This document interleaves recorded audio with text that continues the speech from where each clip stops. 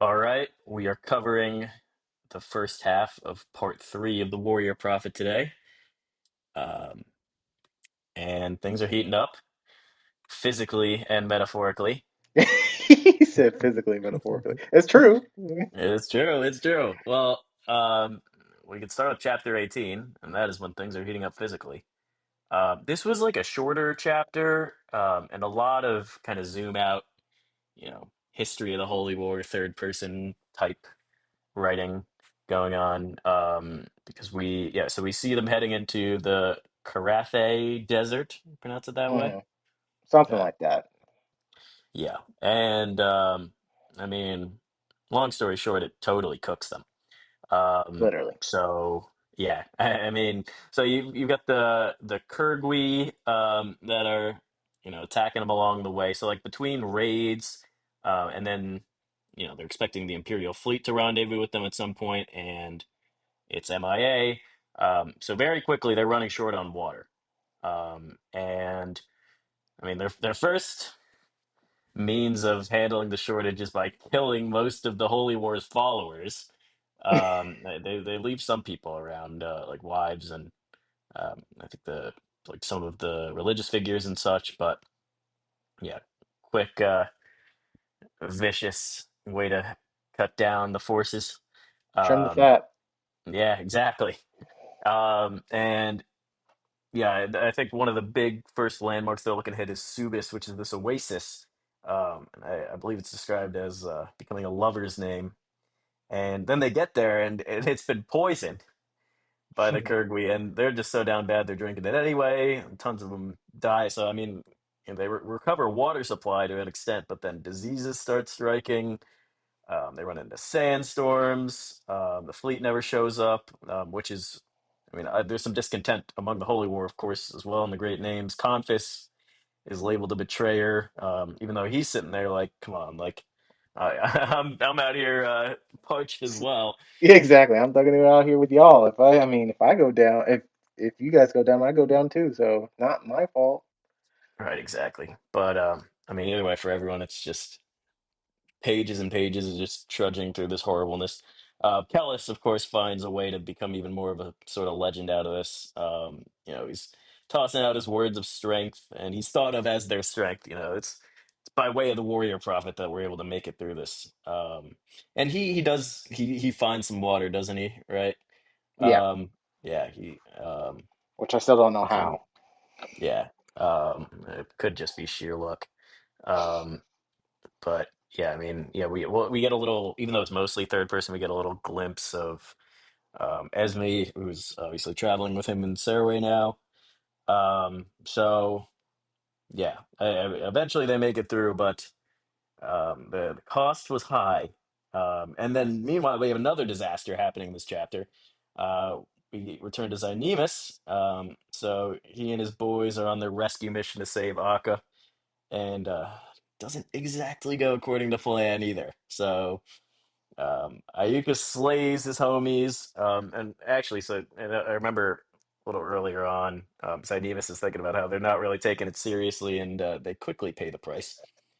Yeah, Zynemis himself is taken captive to be tortured, which of course we'll hit on throughout the part, because Akka is yet to bend to the will of the Spires.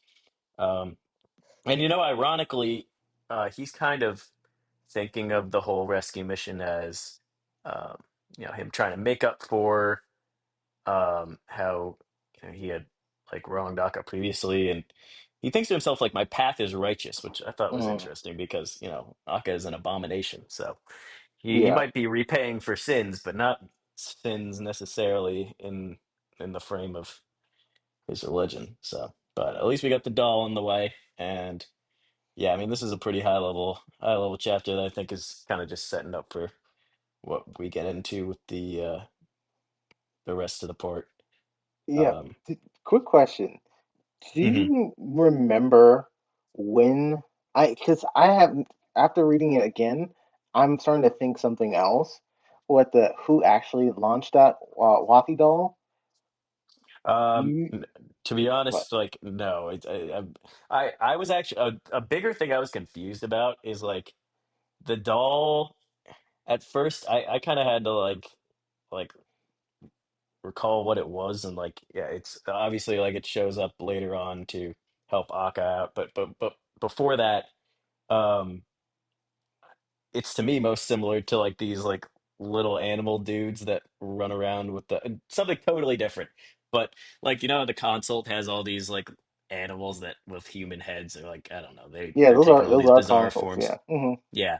Um yeah, to me I'm sure it's, a much different sort of type of magic. And maybe I've missed something big or whatever, but yeah, I don't know. The whole concept of the doll was a little jarring to me.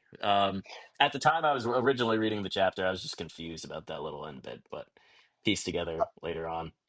Okay, because I could have sworn I don't know this for sure, but I could have sworn when I first listened to the book, like last year, the Wathi doll. I mean, Akka like set the Wathi doll like before he got captured. I don't. I For some reason I think that, but I No, don't remember I reading think that. I think that's accurate. Because it was like it was still in the library Mhm. at the like in this chapter, and then like I think it like thinks like it's got someone's called for it or it has a mission now. So Like that's yeah, why it's so in that's it. what I thought. I thought that he called for it before, like he like summoned it before he got captured, like right before when he noticed that he's gonna get captured, right before he's gonna do his um right before he does he gets caught and he's about to get attacked. Like he calls upon the Wathi doll and then like discharges it just for like to come and save him when the time comes. That's what I could have sworn happened when I first listened to it, and then this time for some reason I thought it could have been Kellis that might have called it upon it at one point. Maybe it was left with his sings in his camp, Oh, and because it's not specified like who calls on it yeah, I don't or know who called upon it. So that's why I'm like, somebody probably knows, but yeah. I could have sworn it was Akka, but it might could have been Kella. So, and I'm I like, mean, okay, my yeah, great. my thoughts did not go to Kellis just because like I don't even really know what how Kellis plans to be because I'm sure Kellis has a feeling Akko will come back. But Yeah, oh, speaking so of I was which, thinking, oh, sorry, go ahead. yeah, sorry, but I was like, that's what I was thinking. I was like, well, this dude thinks he basically has plot armor, so he's always thinking a bajillion steps ahead. So he's like, okay, he might have been captured. Okay, so let me help this dude out because I need the gnosis eventually. So let me help this dude out by passively sending this Wathi doll out and maybe helping him escape as I continue forward with my crew. So Yeah, I don't know. maybe I have no clue. Um, That's a yeah. little bit of script. I gotcha. I do have some in terms of like at least some of Callus's motivations. There was one little thing which we were talking about last time that we were unsure about. I'll bring up later that I think I might have figured out, maybe, but I guess Okay. we'll see. Um, but uh, yeah, I guess that leads us into 19, which was loaded. These next three chapters were seriously loaded. Yeah, I That's why. mean, like the first chapter was like 45 minutes on Audible, and then the next three were all an hour. Oh, really? Um, Yeah, I think no, if I'm remembering page count correctly, 18 was short, and then I think 19 was kind of short too, but like a lot happened. mm, And then the last two were definitely thicker. yeah. So, chapter 19, we open up with Proyas, and he was talking to Naor, and Naor was tying him. He was woken up tied to his horse, I believe. And he was like, "What the heck happened?" He's like, "Yeah, you collapse," because we found out like in chapter 18 about like how people are getting provisioned, how they're distributing water, and how are the great names handling it. And I think they mentioned one time in chapter 18 like some people are showed it as perilously strong. One of them is being Proyas, who um, barely takes feed. He doesn't feed his horse any water. He gives it up to people that need first to show his dedication and his piousness. Um, so I guess that kind of caught up on him, and he ended up conking out at one point. Um, and um, then we kind of go over like like kind of the casualty report. So, like you said, when they're crossing over, when they first started the journey, they had 300,000 people from the Ansar Empire. That's what they left with. After they got through the desert, they only had 100K left, like a third And of their people. It's I'm not nuts. recalling this exactly how they came to that number, but I'm guessing they're not even factoring in like the stragglers, or No, like the no, no, no. people They that did. folled the Holy War, right? They did. So they Oh, said, okay. oh, well, I'm not sure. So there was 300,000 people that were left, then left Nansor, Momum, and Yeah. uh, I guess it fluctuated, became bigger as they conquered some lands and smaller as some people died out. But I would say probably it evened itself out and had around 300 people. But the 100,000, like 100,000 people died just like through the desert, just through the desert, like just survive. I mean, um, like just collapsed in the desert. So like died of dehydration or just just some affiliate of ailments that came upon them. Um, and then like you said, some of those people, the other part of the other 100,000 were camp followers that they just yeah put to the sword. And also, they got rid of most of their horses too. I think only the great names had their horses That's right. That's around right. because they just didn't have enough water. But yeah, they out of those 100,000 that's left over, all of them are soldiers. There's no um, camp followers. They're all people Yeah. that are needed. Well, Um, yeah, I mean, they still got like, I think the priests and wives, right? I yeah, guess yeah. So you got some of those people. Most of Esme them and are great. Serway obviously fit into that category, I Mm. suppose, with how it's being framed. But the trials called the trial skulls are Sakalarat, I think that's what they pronounced it. And after they kind of did this kind of overview of the casualty report, we jump back to Akka, and this is where Zen is brought into Akka to kind of break him down mentally and try to get more information out of him. But Akka is still persistent because he has been tortured basically every night since he became a mandate schoolman because of the Seswatha. And basically, Mhm. there, what he's saying is like the Scarlet Spires are basically children to the consul. The consul knew how to torture. Like these guys are scrubs. They're noobs in a sense. He's not trying. They're not when they're trying to break. That's the reason why the mandate schoolmans are so impossible to break is because they're not breaking one person, they're breaking two people. And Saswatha has been like tortured way worse than any of these people can imagine. So it doesn't matter um, what they do. Like they can't break him. Um, and so when they brought in Zynemus, it was like, okay, this is a new method. Akka's part of Akka's like, man, don't do this, please. Like, I can't do anything about this. I'm telling the truth. Basically, I'm telling the truth.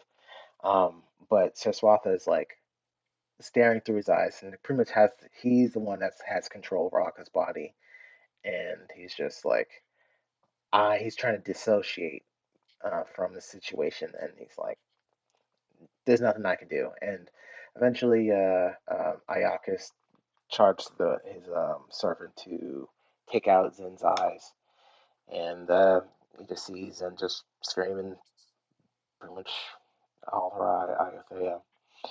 Um, and then we kind of jump back. This chapter jumped a lot. It's kind of annoying because I have to say, Mhm. okay, whose POV this is. So jump back to the Holy War, and they just arrived at outside of Karaskan, which is Karaskan. They go into a whole a commentary of what Karaskan is, and basically how it was like a monumental city to different societies. Some parts, the old Nurserai King Empire, and then with the Kianin and what it represented to them. I can't quite remember specifically like who owned what and who built what. It's I'm sorry, I'm just not gonna remember that. That's fluff. That's nice, but it's gonna go in one ear, out the other. Um, Last step so before shaman. That's the important bit to me. exactly. So yeah, is the last step before Shima. So they are obviously in Irithuzel. I think this, did I pronounce that right? I think it's Irithuzel, maybe. Um, the names. I'm getting mixed up with the names. Anyways, so you're outside Karaskan, and they're planning to get a siege, but um it's one of the I think it was, I don't know if it was later this chapter or maybe it was your chapter. They talked about um what is one of the lords? It's I and what's it do? I can some with an A. Um, I can Dude like with an A. picture the name you're referring to in my head, Yeah, but I it's don't like I have it have on it. paper. Yeah, it's like I can't remember the dude's name. Anyways, the dude was roaming around. He kind of abandoned the siege and decided, hey, let me just roam around and take like nearby areas, so like cities and stuff like that. And he was um, invading some other Padi Rajas territories in that city and different cities, um, gaining supplies and horses and all that jazz. Um, and that's kind of what's going on in the background. Everyone's building up strength, but then it started to kind of rain, and the conditions started getting worse, and people are starting to get sick again. And that we'll go into that, I think, in your chapter with the disease that's been like going through the camp like wildfire. But um, yeah, that was that. And then we jump back to Akka's POV. Um, and Iakis was basically telling Akka, like, okay, what's going on with the Holy War? And he's like, a lot of people died. They made it through. We found out that the Imperial ship from that lay of Nansor was, our Imperial fleet, was destroyed by the Kianine, because they underestimated the Kianine, because they said the Kianine they didn't think the Kianine could really fight overseas because they never really fought overseas, and it was a severe overlook on that department. And you can also hear conferences like that idiot that because he assigned somebody to handle the fleet, and he's like, that idiot did not take this thing seriously, but um, and the fleet got destroyed, and we see that in chapter 21 with like the actual visual of the fleet, Mhm. or the remnants of the fleet. A little bit spoiler alert. Um, Well, and we covered 21 today, so yeah, we're gonna cover 21, but like it's like spoilers for preview for the chapter 21. yeah, yeah, right. Um, but yeah, the he basically explained like, yeah, the fleet got destroyed, so they had no water, so they had to dug it out and travel without no water or food really, and a lot of people died, including some um, um, Scarlet Spire people, but we're charged with moving out. So me and my boys are gonna pack up, and we're gonna go meet with the rest of the Scarlet Spires to go and attack, meet with the meet against the Kisharm at Ka Karasgand, and that kind of fades out. But before that, before we switch, Iacus does say, "Okay, I have no ill will against you. I can do my job without feeling any kind of hatred, but I do kind of feel pity for you, and I will give you an easy way out.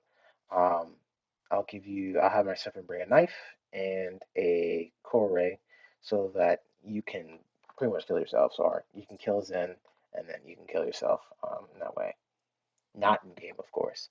Um, so that fades away, and we jump to back to the Holy War again. So that, again, everyone's still prepping for the siege. Yeah, it was in Nathpenia. Sorry, I don't know what I said. I don't know what area I said instead of Nathpenia, but I might have said a name from Stormlight. I don't know why.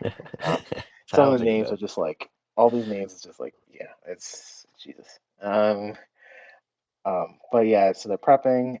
You hear a little bit about like what's going on, like who's doing what, and you hear, and they said it in kind of passing, kind of quick. I don't know if it was kind of quick to me, but you hear Kellis talking about gaining a lot more followers, the Zhao Dunyani becoming like very, very prominent. And not only that, he started to get like influence. He started to influence um, the greater names, and that's what's kind of scary. Like the greater names are starting to take his advice. Ever since the madness in the desert, but I think we talk about that in chapter 20 with Conference POV Yeah, and yeah. how people's like perception when he found the water. It was like people were like, "Yo, this dude just I don't know how he does it. It's just just knows the God has spoken to him. He is the warrior prophet, which is the name of the book. So yeah, the master finesser. Um, and so that's one thing I kind of noticed. I was like, oh man, this dude really is gaining power. It's a little bit nerve-wracking how easy it just seems to be for him. And then we jump back to another Akka POV. Well, not really Akka POV, but it's like where Akka is. And I guess this is kind of the last like swap. So we have this one Javri soldier, which is as you remember, the Javri soldiers are non-magical people that defends the Scarlet Spires. I think I forgot that one dude at the end of the first book that met with Akka. He was a Javri soldier. They're basically slaves that work for the Scarlet Spires that hold the Kore, which is kind of smart in a way, to fight against other schoolmen. It helps out. So he was bringing them. He was the guy that has been assigned to bring the knife and the Kore, and he was like, "Yeah, I'm gonna kill this guy. I'm gonna kill this guy. I'm gonna take credit and kill this guy. It's gonna be great." And then he noticed the Wati doll. First, he thought it was a cat, and I don't know if it was my chapter or your chapter. Where I guess it was my chapter where they had the cat's POV and him coming across the Wati doll and getting killed eventually. Yeah, But yeah, that's right. we saw that. I honestly don't know. I guess that was just to show that the Wati doll is on the move. But I was like, I don't. Uh-oh. Can you still hear me? Yeah, I can hear you. Okay, my computer just kind of went to sleep for a Oh, no second. sweat. Um, Well, I better be no, able to hear it. you because we have some absolute cinema coming up right here. I know. So it. Uh, so the Wati doll is scratching out the symbol at the bottom of the floor that holds Akka, binds his power, and Akka starts muttering stuff, and he basically um, flashes a crazy light, even though the guy has the Corey in his hand, and blinds him, and the guy temporarily drops the item, and then basically his heart gets boiled, and he's dead. Um, Akka's free. He broke his chains. Honestly, this kind of didn't make sense to me because I'm like, uh, you've been tortured for I don't know how many days or weeks, and you're able to walk. That kind of doesn't make sense to me. Bomb's gonna chalk it Who up to knows? magic. It's the gnosis. It's a gnosis. I'm guessing it's gonna. I guess he just could float. But like he said, I think in chapter 21, they don't fly. They just walk on air like they're a One Piece character or like Bleach characters. Yeah, They that's just right. walk on air. Um, Oh yeah, but Kellis was thinking about that, right? And that yeah, was, yeah, I think it was by the way, Kels who just was quick thinking about that. sidebar. Like I've been loving the amount of like little glimpses into how the sorcery works that we get this book. Like it's not too much that it's overwhelming, but like I'm interested in it to an Yeah, extent. It's cool getting a little into the weeds, given the fact that it's like so present in the world and I different know, I factions and know. stuff. So I agree. I I like do some of the like the mechanics. I do like the mechanics. There's some stuff like I guess we'll a little spoiler, but like we do get more into it in the next book. Um, and I'm like, Yeah. I don't Well, quite get it, but like I I'm can sure get Kellis will be enough. getting some lessons eventually. Maybe. Don't confirm or deny. But I don't know what you're talking about. So all I right. yeah. So okay, moving on. Hey, we keep it moving. Um, we go to Akka's basically just wreaking havoc in the Scarlet Spider's hideout in Iothea, killing people left and right. We jump to Iaka's POV, and he's like, I told Eliazareth I need more people, and we shouldn't have taken this guy hostage. We knew this was going to be futile effort. It was waste of time. Now I only have, I think he said six Scarlet Spire people, or was it three? I think it was six, and about 30 Ja- Javra people to defend. And Akka is burning through these Javras like left, right, and center, and he killed um, all the Scarlet Spire people pretty much that was there. Then we find about the Iacus was saying, "Oh yeah, I know about Deimos sorcery, which is basically summoning demons from the abyss, demonic sorcery, and since that was thought of uh, through the Scarlet Spires, it's like their own proprietary sorcery that they researched and few people in the Scarlet Spires know how to do, and Iacus is one of them." Um, and he's like, he starts contemplating. He's like, I wonder how strong this actually is. Could the Gnosis actually compare to this? Do they even have anything of this type of sort of thing? So he summoned a Kifrang, um, which I still don't know what like a Kifrang is supposed to look like. I was Um, thinking the same thing. It kept saying like demon, and I was trying to get a picture in my head, and I could I not. think of when I think Especially of a because Kif, this whole scene was so like spectacle, you know. So, yeah, but yeah, when I think of Kifrang, I think of what is that thing in Lord of the Rings that snatched up Gandalf? the And Balrog. yeah, I think of the Balrog. Yeah. Okay, that So is. It was all. I almost saw some parallels to that. See, well, actually, who knows who's you know.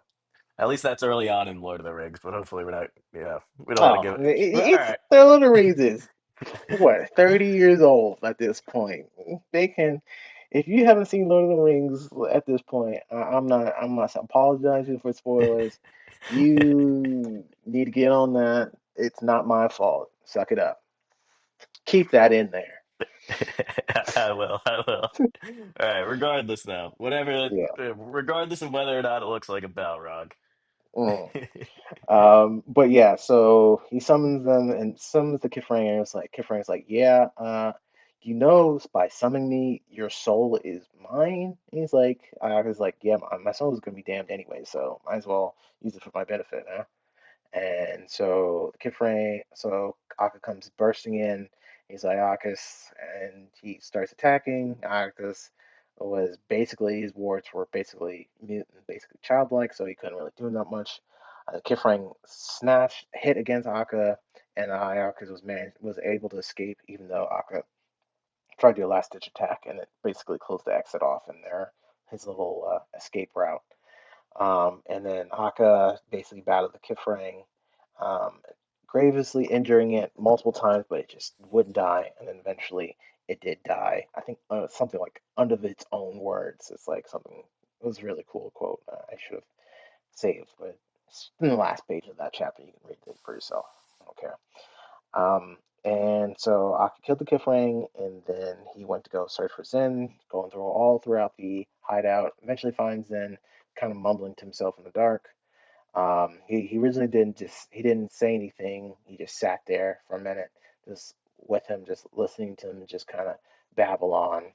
And then he eventually took him out of there, throughout the hideout and through the sunlight, to through Iothea, and yeah, that's basically it.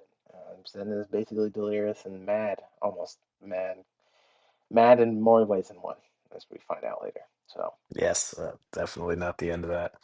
yeah. Um, Before we move on, there was something I wanted to go back to that you were talking about where, um, like Aka's strength kind of like hinges on Saswatha, like especially like his tolerance for, going through it and stuff like that. Mm, So obviously like that comes from like either like dreams or like the subconscious or something. And we mm. had that observation earlier in the book when Kellis was up on the ziggurat with Akka, or he was thinking to himself about how Akka's a lot stronger than maybe Yeah. he Oh, even that's a good himself point. I didn't believes. think of that. Well, what I thought was interesting here is like Kellis doesn't really have a concept of Akka's dreams. Like he can read people. I mean, he's peeling more and more away Hmm. about the contents of the dreams and the whole deal with the mandate and things like that. But Kellis's whole manner of reading people is by reading like their physical tendencies, right, and stuff Hmm. like that. Um, so like so long as like he is barred from the ways of the mandate schoolmen, Hmm. like I don't know, maybe those traits like he can't, appropriately place. So maybe, you know, I'm not in, and obviously like whatever strengths the Swatha is giving him, like may not be the particular strength Kellis is referring to, but I don't know. Just thought it was something interesting. I didn't even think of that. That's a good point. Huh. See, Well, this I is mean, why I have hey, more people. hey, there we go. A little back and forth never hurts, right? Um, Yeah. yeah. Um, so and that kind of whole just like that whole sequence was definitely my favorite part of the chapter, just the entire Akka plot line going on here. And I did kind of like that it was jumping around because it was, I don't know, it just made it kind of exciting. But It I jumped also around so it kept things fresh, but like sometimes I'm like, it was just annoying because for me, because I was taking notes, so I had to keep saying, okay, this is going to this POV instead of one continuous thing, yeah. like where. So I don't know. It was just kind of annoying for me just for taking No, yeah, notes. it was a little jarring. But yeah, and then I did make a note just on that when Iakis was kind of like talking to Akka about um like uh well, first of all, I guess what the torture has been about, but then also the motives with like holding him there, like and stuff like that. So Iakis himself, like he, basically spells out like he I think explicitly says like something like Akka, like I know you, like you probably legitimately thought that Skaos was a consult spy, right? So like, Yeah. so he wasn't under the same impression as Eliazaris that like Kamian and Kellis were consult spies. But like, regardless of what he thinks, like it seems like just from the top down, this whole interrogation, like it was a pretext as to why they captured him, like because of the whole relation to Kisharim and the consult, but like Hmm. their mission from the top down, like basically like abandoned that, and like it seems like they just kind of wanted the gnosis. Um, Yeah. and yeah, regardless, did not work out. But yeah, I Trade new think grounds. yeah, crazy chapter, but I guess we could dive into 20, and I will bounce around a bit just because earlier you had hit on like you had mentioned the disease that's going around. Hmm.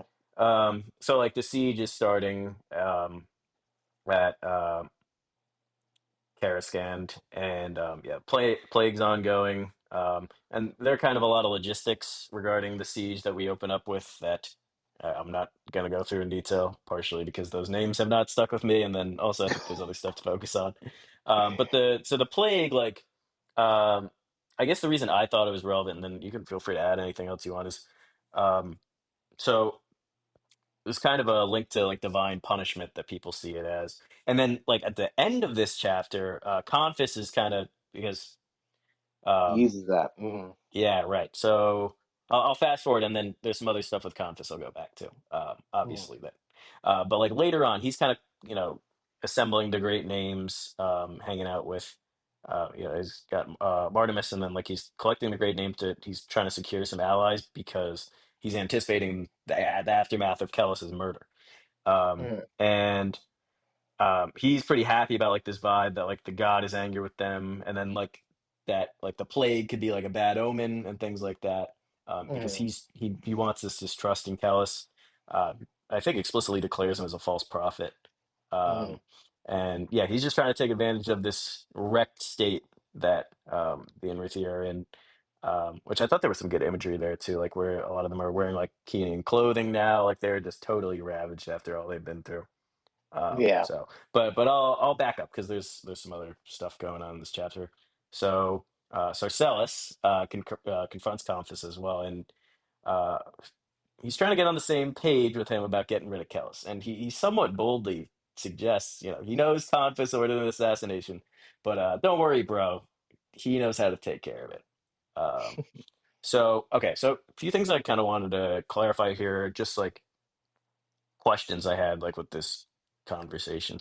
So first of all, it's noted that Socelis doesn't break eye contact with Confus. Um, and I wanted to ask you if like because I know if someone's speaking to the Nansar Emperor being Zarias, like that's Hmm. disrespectful. Is it disrespectful to Confus too? Because obviously Socelis is being a little bold here. But like No, I wasn't I, sure I the magnitude of I don't think so because technically once you're like emperor, you're pretty much you're supposed to be god, like a god yeah, yeah, a that's human right. god. That's right. So he hasn't ascended the throne yet, so he's not god of men yet. Hmm. All right. So I Yeah, don't it think checks it out. is quite as disrespectful. Maybe or maybe it's just could it be just Confucius just doesn't care because he doesn't. Well, need for him to people to see him as a god. He just knows that he's just better than everyone as as he goes on about this entire chapter, basically just saying, I'm just way better than everyone else. Yeah, totally. And yeah, I mean, he even like sort of it seems like he had some rough experiences in the desert. There's not only of course, like as we know, everyone was pissed off at him because of the fleet not showing up and things like that. But like he himself, was thinking back to the desert as madness because he was even like, thankful about Tellus saving him and stuff. But like, and Mm, now he's like, oh, that was just madness. So I was actually a bit curious here as to now logically it makes sense that Conphus and like despises Kellus. mm, But I guess I was kind of curious as to why like I feel like that causes a lot of problems for Kellus, obviously. So like obviously we know Kellus is swayed Artemis. And well that didn't really work out, but like I was just curious as to why you think Kellis hasn't really tried to sway Confus himself. I'm sure he's capable of it, but I think maybe it's a leap to where if he pulls that off, then like could be sus. Like we know the Nansler Empire has hidden motives. Like is that like is there just is this just too much of a leap? Is Confus just unswayable? Because I'm sure Kellis I could take care of this if he really wanted to. I think he could take care of it, but I don't think I think he would. It would be very, very hard for him to like to win a conference over to his side to be a. I don't want to say he. I don't think he'll ever be someone like a Zaldiniani. It's just his overall. It's just conference's personality. He has overall. Um, I think Kells mentioned this. I don't even know if it was this book or this last book. Mentioned when he was thinking about like trying to come to overcome or to control conference. Um, he's just so assured of himself to the point of just pure like delusion and Yeah, arrogance. That's why like in the desert, he's like, I never thought I could ever die. Like everyone always mentions like, oh yeah, you must die. And I was like, I always laughed it off. It's like, oh yeah, sure, but it's me that we're talking about. I yeah. can't die. That's And that mental actually, illusion. I think what that actually really ties into, um, I think like there's a pretty good portrait painted here, and I guess I'll jump again to the other thing going on in this chapter where we have the Esme Survey Kellis stuff going on, and Mhm. I'll go more into that. But like one little piece of that is you have a reflection from Esme that I think paints a real portrait as to um, why I guess in her eyes, Kellis is so special, where he like their men are like thought of as like there are Two two sides of the sides coin. to a coin. Yeah, right. Mhm. And um, like Kellis has mastery of like he can see within someone and see how they think about themselves as well as like what they how they're interpreted by like the onlookers. Like he's got mastery over that. So I guess if Confis really doesn't struggle with that sort of grappling between like internal perception and then like what I'm not articulating this very well. Mm. Um, like I think Baker was very well spoken about this, but I might not be. But So, if I remember correctly, sorry to cut you off. If I remember oh, correctly, you're let good. me grab my tablet. But if I remember correctly, it had to do with the two sides of the coin. Was one side you can see the side that you can see into others, you'll be able to know others, but the side that you can't see that makes it hard is truly knowing your own self. Let me see if I can find it. I Yeah, just right. checked one. Well, You can okay, name so I guess the way it was described was like what Kellis has done for Esme is like he's seen inside her and like he's given her a mastery, I guess, of the understanding of both her internal perceptions like and the external perceptions or okay, I'm just butchering this now. But um I don't know. I might be reaching here too. one sec. I'm gonna find it. I will. I won't stop until I find it. All right, you got Hmm, it. in the book, I'll read it. It said men Callus had once told her were like coins. They have two sides, where one side of them saw, the other side of them was seen. And though all men were both at once, men can only truly know the side of themselves that saw, and the side of others that was seen. They can only truly know the inner half of themselves and the outer half of others. Okay, so you were right in a way. So they can understand their own self and they can see what other people portray themselves, but they can't know what the other people are internally truly are. Um, yeah. Okay. Yeah, checks out. So, okay, I think there is a lot more to unpack with what's going on with Sir Wade, Esme, and Kellis here because I didn't even mention that Sir Wade is in labor, and this scene, like, you're in Esme's head for this, and if you step out of Esme's head for what's happening here, like the absurdity of the gravity situation is just so jarring. Because Mm, she is just like enthralled with Kellis throughout this whole thing. mm. And all right, what's actually happening here? You just have this manipulating piece of shit monitoring the birth of Nayor's kid with everyone fawning over him. Meanwhile, like Esme's sitting there, obviously like having the reflections we were hitting on, but she's just trying to suppress these like these flashes of jealous hatred for Surway when the baby comes out. The baby who isn't blue. That was, I guess, sort of touching. But Mm. I mean, I'm happy for Surway here, but other than I'm that, not. this whole thing is just oh well, uh-oh. Now you're scaring me. But No, it's I, not nothing future spoiler or anything. I'm just like this whole situation is just so messed up that I'm Okay, not don't happy get for it anyone. twisted. I'm not happy with her story in every respect, but you know what? Like, at least, she gets to have her kid, which she's been looking forward to. I'm not saying that the implications are as she imagines them, but yeah, I mean, I don't know. I'm just trying to look at the silver lining in a mess of horribleness. Now, regardless, um, uh, I think I pinned down Kellis's motives for um, Esme because the way this ends is she ends up kind of reflecting to herself that I think this incites in her like a want to, know, be Kellis's baby mama, right? And and this would actually be, his Mhm. real kid because Serway's kid is Nayor's kid. And she says like she's not gonna reject seed anymore. So I Yep. don't know. Maybe Kellis has judged her as a worthy vessel of his seed, but that's just my speculation. I'm not sure. So I we will can't say. revisit this. Okay. Yeah. Yeah. No need to confirm or deny, but I mean, Hmm. they have been engaging in activities, and I don't expect that to halt anytime soon. So we'll see. Me neither. But well, someone else is down bad too, and that would be Zynemus, who is just going absolutely nuts. So he and Ak are hanging out in, I think they're in Shigek or Shigek, um, and I think they're like Proyas had left like some baron in charge there. They're hanging out with him and like they're slaves all over the place. And they're just kind of recouping. Um, I mean, all Zynemus wants to do right now is just get hammered and rant to the skies. Do I blame him? Not really. He got his eyes slashed out. General torture, PTSD. Um, and Akka feels guilty, but he can't weep. He can feel and mourn, but he can't weep.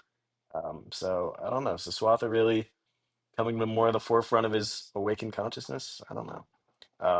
But I don't know. He still can't get the words together to justify anything to Zen. Like Zen is very upset. Um, he's blaming Esme, which like because oh yeah, that's because um he had pointed to Esme um like begging for him to go find, which I Yeah, don't because think it was. actually but I don't think that actually had anything to do with his motives. Like Yeah, we- no, it was all Zen. I mean, he's just looking it's. for excuses. Yeah, he's just looking for excuses, and you can't blame him. It's like because Akka was like he said he mentioned like he's like sometimes so like I can handle it and sometimes I can't, and then I lash out. I was like, no one ever told you to come save me. That's all on you, Zen. I didn't tell you to come save rescue me. And he said, no one told you to rescue me. He said, Esme did. And he was like, okay. maybe. Yeah, I guess sure. technically. She asked him to, but or I guess she did beg him to, but he was going anyways. But she asked him to take her with him. Yeah, that was her request, if anything. Yeah, But so which in a way, I guess in a good way, that good thing he didn't take her. I mean, what's worse? well, I can't say she's in too great of a spot right now, but yeah, she Yeah, probably that's would what I have said. made it What's out of the. worse? Yeah, Yeah. Well, I think it would have been death if she went to go find Akka, or maybe they would have left her outside. Who knows? Who knows? But yeah, I and then just one little offhand line I did want to mention, or um, thing that Zin was kind of as he's just speaking to himself. The quote was, "Where do you lead? A dark as a proper noun, hmm capital D. What do you mean?"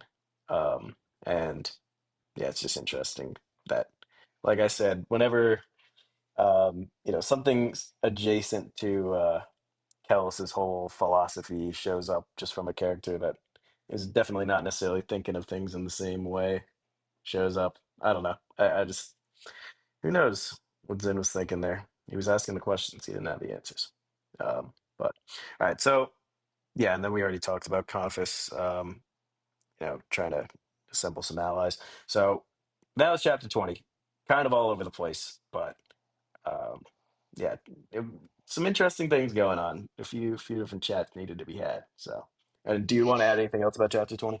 I might have missed some stuff Uh, just since we were bouncing around. no, I guess not really. I just remember.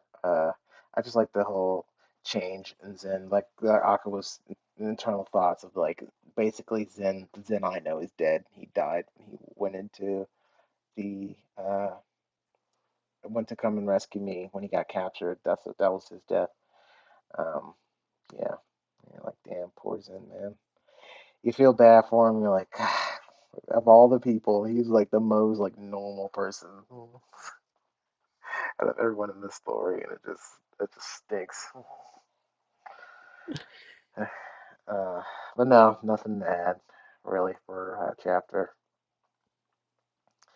Well, Okay, I guess here and it's yeah, my turn to finish and the I last chapter. Go ahead. well, I just want to throw in before you dive into it, that I think we've gotten fairly lucky with picking chapters in the middle of parts to close off an episode that really could be conclusions to a part in themselves.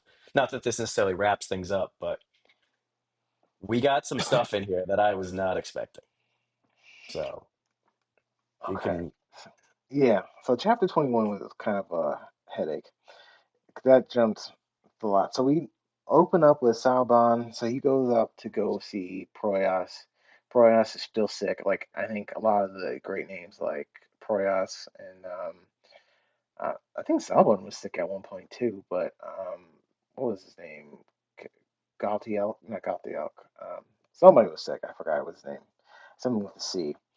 Um, so he was on the recovery. So Proyas Sabon comes up and he's like, "Oh, where the hell is everyone?" And he's like, "I thought you were recovered." And he's like, "I am recovering, and I sent everyone away. I can't remember for what reason." Um, and he was like, "Okay, like, can you get to the point? I'm trying to sleep here, dude." And Sabon's like, capture, if I can open the gates, to what's this place? Carathuzel? No, a car. What's this place called? It's, uh, Karak, Karaskand. uh, Karagan? Karagan? Yeah, sorry, Karagan. You can Oh, cut all that right, out. never mind. Sorry. Yeah. Um, Karascan. See, like I auto translated on my notes, so I was like, it I said see. Catalan, Okay. and I'm like, what? Yeah, Karascan. Um, and it's like, can I become king if I capture if I open the gates so we can go capture Karascan? And Boreas was like, sure. Um, so then we cut to Nayar, and Nayar was meeting with Proyas, and Nayar and Proyas were just having a conversation about like, okay, first it was like his first was like that was talking about Callus, and then we could talk about the plan with Salbon, but going on to the part about Proyas, he was like, why do you hate this dude so much? And he's like, Nayar's like, he took my prize, like he took Surway. He's like, is that it? And Naor sticking with the story because he's like, man, if I told you the whole truth, like there would be serious problems. And one, I doubt he would even believe him. But he's basically said like he's trying to also in the same way, Naor's trying to justify. And he's like, the reason why I'm doing this, like, it's because like he stole something that was important to me. It's mine. Like she's supposed to be mine. She's supposed to love me, not him. And like we already kind of went over this. Like I think it was either the last part, or the part before, where basically, um, um, with I think it was last part. Yeah, I think it was last part where they had the battle and Naor abandoned the battlefield to go back to the camp to go rescue Sarwell. Was Hmm. because um, sort of represents himself in some way, how he was taken control of, manipulated by Aduniane, and in a way, the reason why he beats her, like I think we mentioned again, is because he's basically trying to like punish himself and try to wake her up out of the situation so she doesn't get used like he was in a way and manipulated for his love. So he can't really express that to Proyas, but he's basically said she's important to me. She's my prize. Like basically, she's me in a sense. Um, and they go back and forth, and Proyas pulls on Nair's little strings at one point. He's like, "You don't need to know this. Let's move on. Why you called me here?" And Proyas is like, "Okay, back to business." So Sabon came up to me with a proposition, and he says he can open the gates to um, um, Karascan by using what's the dude's name? Uh, um the dude's name is Keptha at Abtanaj.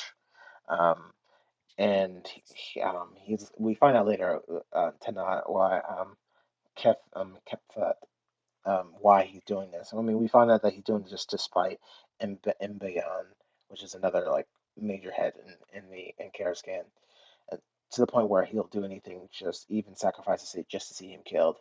Um, but he's like, well, and Saban's like, said this opportunity is too good to be true.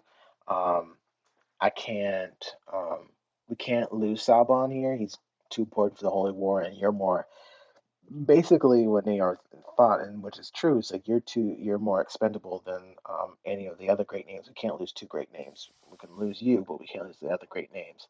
Um, so he's sending him out to go help Saban, um, make sure this is not a trap. And so that was pretty much it.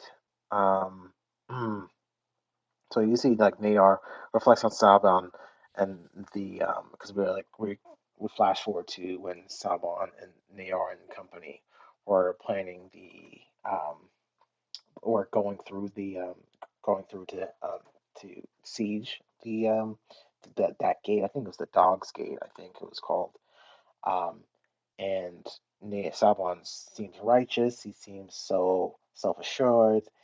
And we found out later a little bit that Tanaj actually met with Kellis. And basically, anytime someone meets with Kellis, it's gonna be their eyes gonna be awoken, and he'll do anything that that person will say, pretty much. So he was reassured that this plan will work. He'll be able to open the gates, and so Naor was like, of course, this dude has powers everywhere. Because I think he mentioned that um, when Southern was talking, it was first of all when he first talked to Naor when he first got to this ready to start the siege. He said, "Truth shines," which is a sign that the Zaldunyani like to say.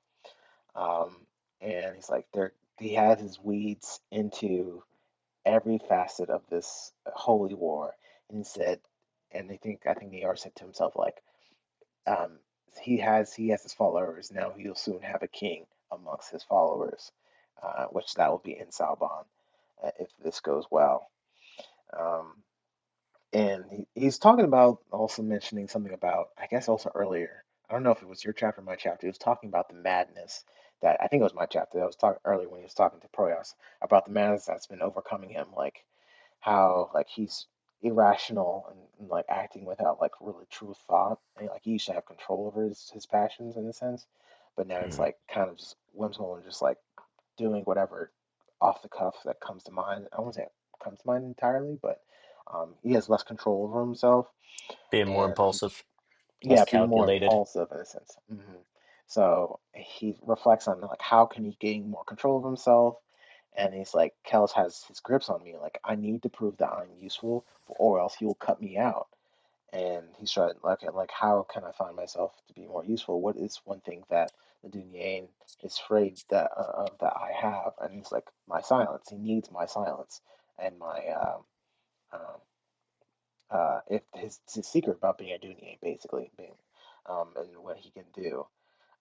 That's one thing he kind of reflects on before like the siege starts. Um, as the siege is starting, they break into the door, break into the room where all the guards are, pretty much kill all the guards except for one kid who escapes into the murder hole. Saban starts giving commands, say, bring down the gates, secure the gate room, and me and Naor and a few others are gonna go to that murder room and kill that last person, the last few people. So Naor and Saban get to the murder room, kill the last people. As you see below the murder room, you see all the people.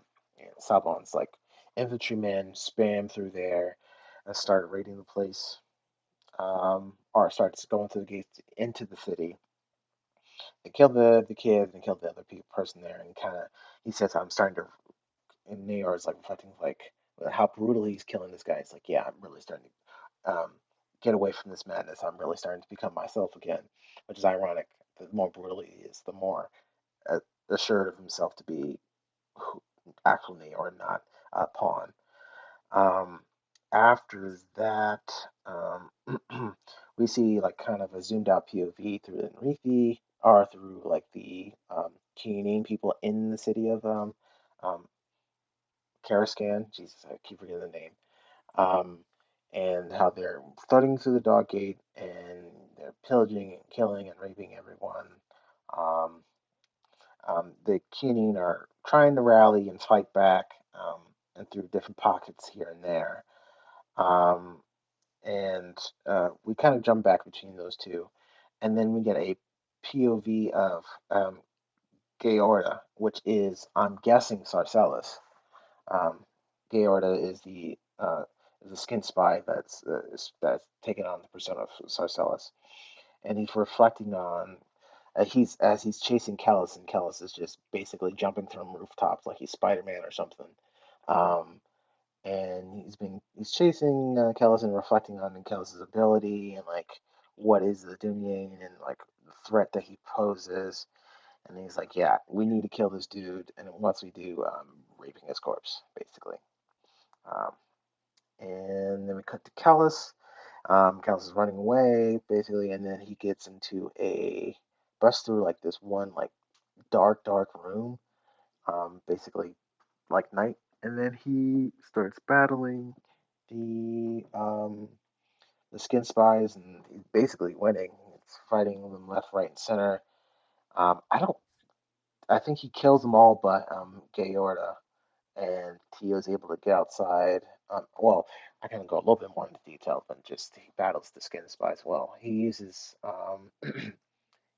like his other senses to like enhance and like I think they were supposed to use the skin spice were using the smell, and then Kellis was like, okay, let me spread out my scent all over the place by using like throwing like my cape or like my clothes at different parts of the room, and I can use that as a diversion or a fake, and I can start tackling on other people, and basically that's what he really did, killing people left and right.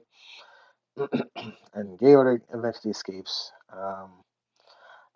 As Kelly gets out, he sees the Kishan um, up and about, just firing upon the invaders. And we also see I don't know if this is the first time you mentioned it, but we found out that Moangus is a Kishan, part of the Kishan. I don't remember him officially saying So to me, this was recognizing the that he was first confirmation. yeah, I was like, At I don't least think that he I was like registering. Like I know yeah, like he's thought like before, like he's had reflections about how like the Kisharm could be like the product Mm, of his father. Um, but yeah, I mean, he literally like he sees this Kisharm, thinks it could be his father, and then like I think it's at least established he's controlling a faction of them, maybe all of them. I don't know. I guess we'll find out. yeah. So that was one thing. Um, but you see the Scarlet Spire starting to battle out with Keysharm. They're going toe for toe, battling each other out. So Kellis has his um, he has his Kore, and he sees somebody a Keysharm coming after him. So he runs away, tries to escape, and then eventually the Keysharm corners him and says, "Hey, dude, your father sent me. He says you're on the shortest path." And he mentioned the next name of the next book, The Thousandfold Dot, um, Yes, sir. uh, which will, that will be explained in the next book, obviously by the name of the book, what that is. So look forward to that, I guess. And hopefully I can actually understand it this time. Um, and um, he Kellis is like, okay, why isn't he here? Why doesn't he meet me? Why is it like he not giving me full information? Like, I need his help. I need to talk to him. And he's like, there's no time. Uh, and as he was saying that, the uh, Scarlet Spire starts to come to see Kellis, and the chase killed the remaining Kisharm guy. And the Kisharm guy was like, "Yeah, you need to kill me, or else they'll start suspecting you." So Kellis does, but as he's doing, he mentioned about the logos being without beginning or ending or something, and he dies, chops his head off. Um, and also one thing else he did mention was that the Padi Raja Kaskamendri was on his way with the last of his horde um, of people ready to either defend the city or kill the people that are left over. So after he kills the people, or after kills the guy, he jumps to Kaskamendri, and he's realized that he came to the city too late because he sees all the smoke. He's like, "Damn it! Well, there's nothing that we can do to save them, but we can avenge them." Basically, it's on the way. He swears it, and then we jump again from Casamenti to Kellis again, who's talking with Esme about saying you must stay strong for this trial that's about to happen, which we'll find out what that means uh, next four chapters, and then we jump to Akka and Zen, who are on a ship to, I believe, Karaskan, but I don't know where they are on the sea. But as they're going, they're passing by the Imperial ships that were all sunk, and he goes into detail about what it looks like and how it just looks like like it was a massacre. It was like a gray ship graveyard. Because we found out the Kisharam were boarded the ship and the ones that burned the ship, so burned the fleet down. Uh, Kisharam was aboard the Kianine ships, and they burned the Imperial fleet down. So one of the captain of the ship, or one of the crewmen of the ship, was talking about he's I don't say he's a mercenary. I forgot what the term they called him, like a hire. I guess a yeah. I guess I'm not gonna say mercenary, but he was a hired help, um, basically hired vessel to take them to where the Holy War is, and he was going into details like, okay, like here's what happened during the battle. Like I had the reason why I came around here was because my brother was on this imperial fleet, and I just wanted to make sure that this was like there wasn't any survivors, and lo and behold, there wasn't at all. Everyone that was on that ship either drowned or most of them were on land, but they died of either like thirst or just killed by weather or other ways.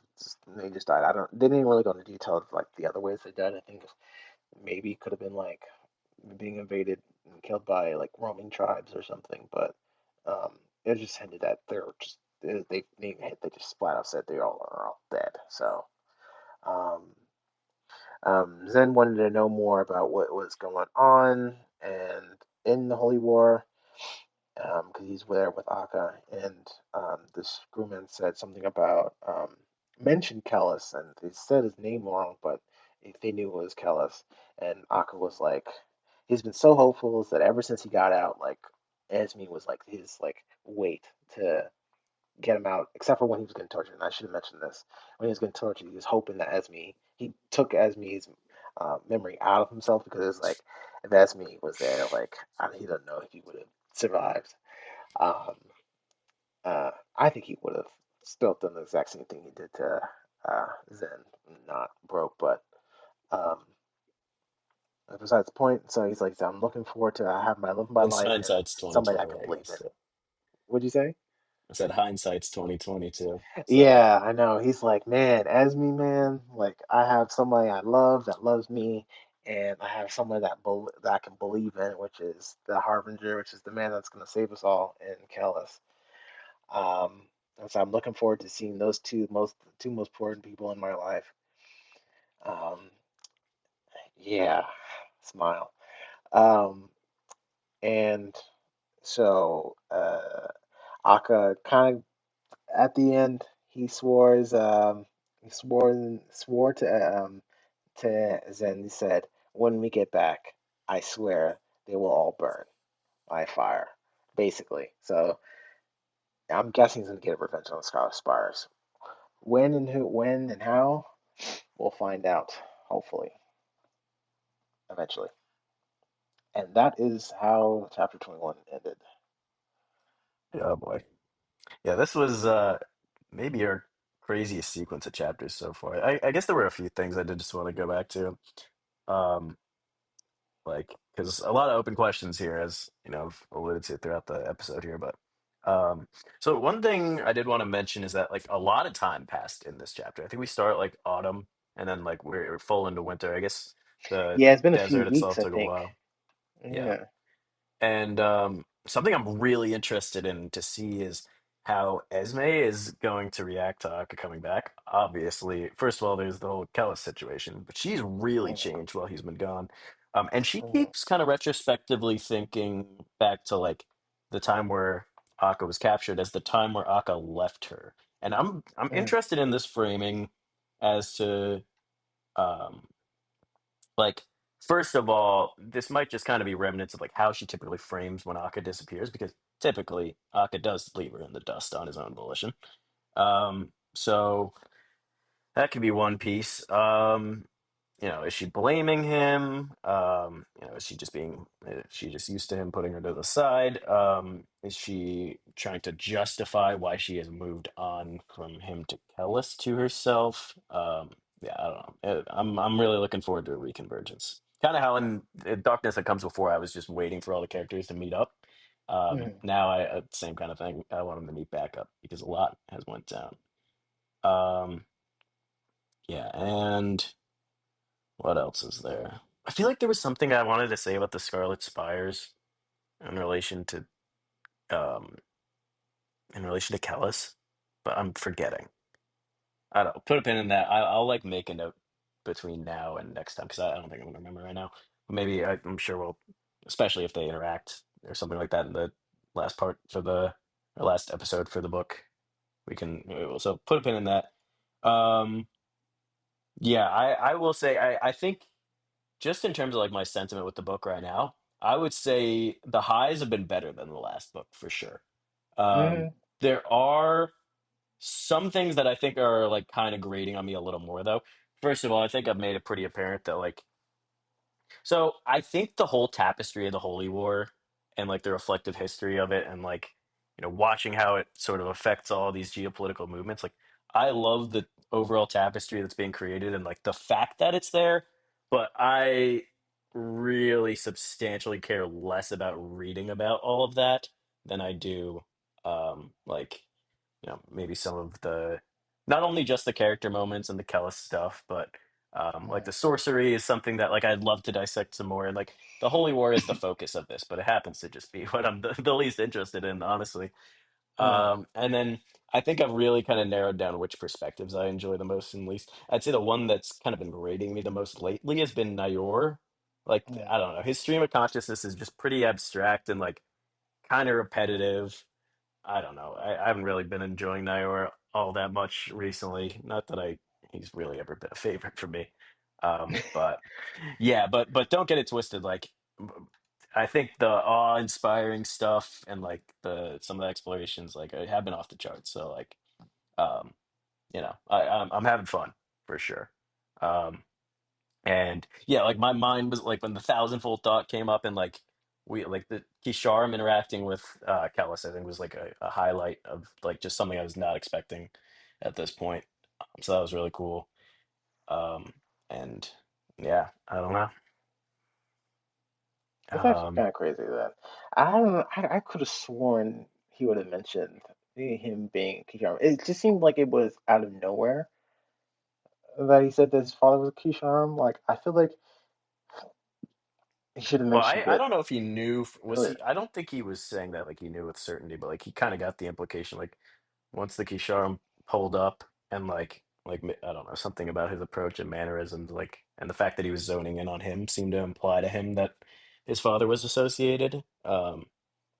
It doesn't seem to be knowledge he was withholding previously from us, especially because he's kind of contemplated like like when the Kisharim and the Skin Spies were about in the first book, like he was thinking like, Father, is this what you're up to? Like I don't. I could be mistaken, but I guess we'll find out. Obviously, I think there's pretty much everything like that Kellis knows about Mungus has Mhm. been kind of withheld from us to this point. And I'm their conversation when if we don't get that, I'm rage quitting the next book. Not actually, but like we better get it because that's my most anticipated scene right now. Um, Oh, that confrontation between Callus and his dad. yes, definitely. So that's where I'm at. But That's fair. so. But yeah, got 4 chapters remaining, and then on to the Thousand-Fold Thought, close out the trilogy. But yeah, I guess that's it for me. Unless you got anything else to add. No, that is it for me as well. I am. Uh, this is definitely my favorite book. Uh, the next book is probably my least favorite, so I'm kind of sad to see this one go. But we'll get through the thousandfold thought. Maybe I might like it in this second read through. I don't know. I like it All more on right, the good second read stuff. through. Yeah, I know you've been picking up on a lot more stuff, so it's cool. Well, only one way to find out. We got to get there. So, guess All right. we'll see y'all next week. See y'all next week.